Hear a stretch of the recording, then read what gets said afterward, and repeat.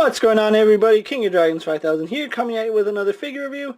Today we'll be having a look at the Mattel DC Comics Multiverse Batman, The Dark Knight Returns, the Joker. He is part of the Collect and Connect King Shark series, and I really have been looking forward to this Joker. I am just a huge fan of The Dark Knight Rises, or Dark Knight Returns, as most of you guys may know by now.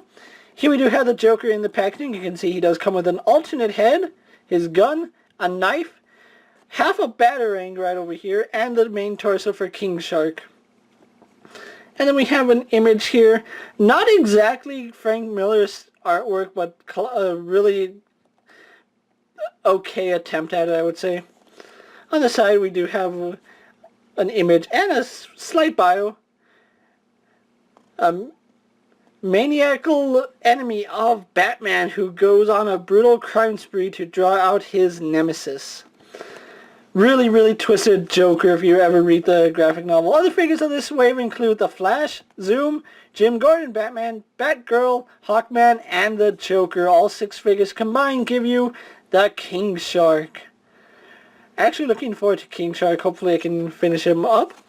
But anyway, that's Joker's package for you. What we're going to do now is take a little break, get them open up, and then we'll go on to the rest of the figure. So sit tight, everyone.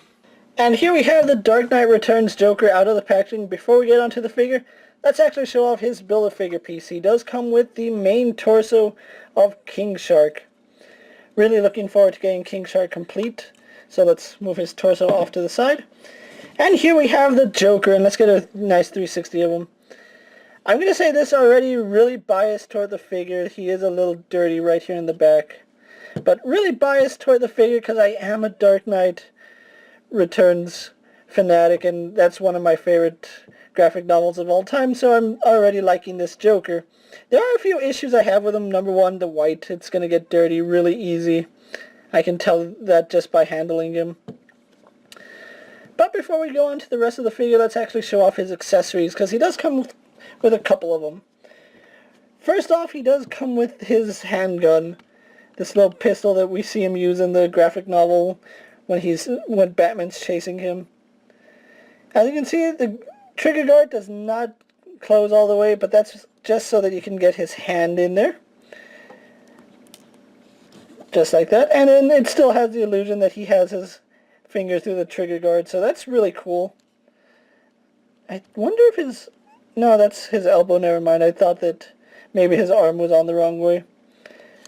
But still, that looks really nice, and you can have him pose with the gun if you really want. Another accessory he does come with is his knife. His knife that we see him use toward the end of his confrontation with Batman. And just like the gun, it does fit into his hand. The handle is a little wide, but that's just so that it accommodates the knife. And again, nice accessory so you can have him stab that knife right into Batman's gut. Really graphic scene. And let's actually get on to his final accessory, which is an alternate head. Besides the head he has on now, let's actually take that head off. There we go. This is actually a really good rendition of Frank Miller's Joker. It's not the head I would have gone with, but Joker was really calm and collected up until the point where he gassed everyone. But really nice looking Joker head. And then we also do get this smiling crazy Joker, the one that everybody wants to see. As you can see, there's a little notch where his eyes should be, and that's because he does come with half a batarang. And if you're familiar with the graphic novel, Batman throws the batarang right into Joker's eye. And this figure perfectly replicates that. You just peg it into his eye, and there we have the batarang sticking out of Joker's eye, and that looks really gnarly.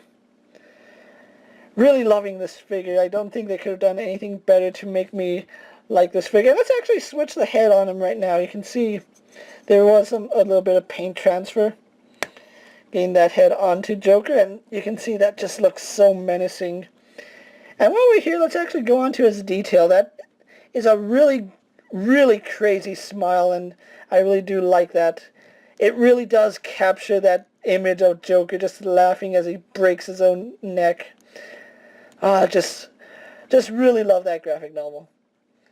So we have Joker here, and he's wearing a blue suit underneath, or a blue shirt under his white suit. You can see the tie is a little bit out of place, and that is prone to happening as you move the torso around.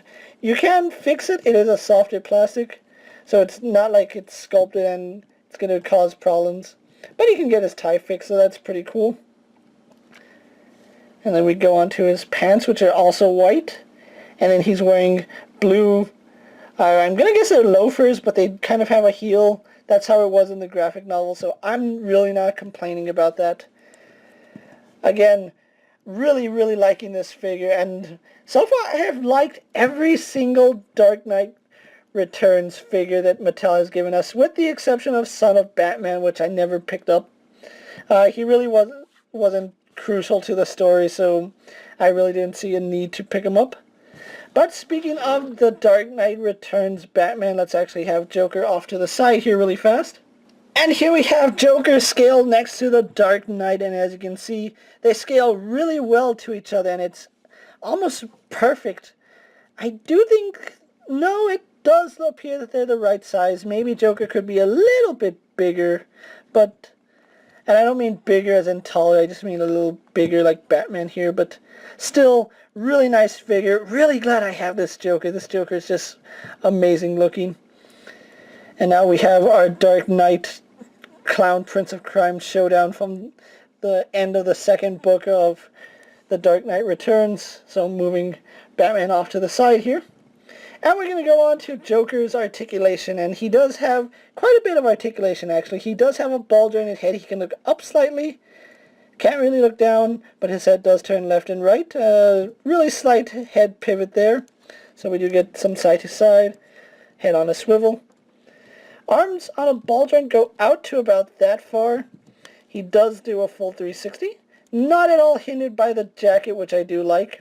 And it's the same for both arms. He has a single bend in the elbow, as well as a swivel at the elbow. We also do get a hinge in the wrist, or a swivel in the wrist.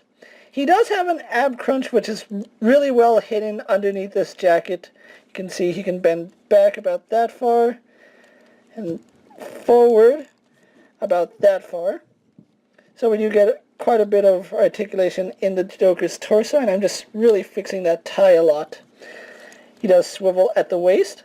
Legs go forward that far, go back that far, go out a little further than that. It is hindered by his coat. He swivels above the thigh, single jointed in the knee. We do get a swivel at that knee joint. And we do get a hinge that moves his leg forward and back. No side to side and no rocker ankles on Joker, but still a really, really nice figure, and I'm really glad I picked him up. So what we're going to do now is get Joker posed for my final thoughts, and then we'll wrap up this review. So sit tight, everyone. So here we have Joker posed for my final thoughts. Overall, I really do love this figure, and again, that is a little bit of bias toward the Dark Knight Returns figures, because I've been a fan of Frank Miller's work ever since I was a middle school student. But anyway, if you can find this Joker, I really recommend you pick him up.